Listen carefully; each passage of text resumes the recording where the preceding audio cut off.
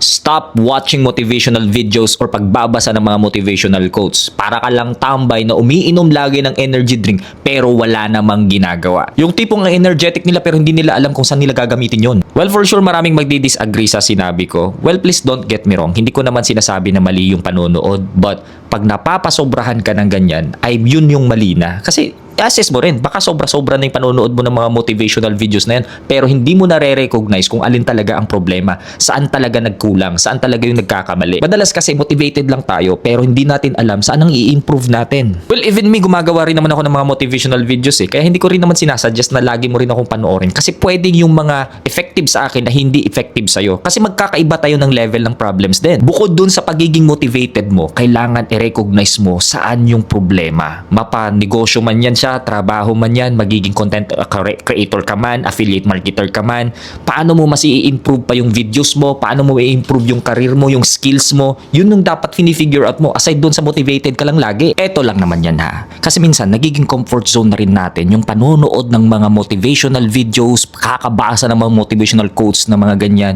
Kahit ikaw, pagiging motivated mo, comfort zone mo na rin yan.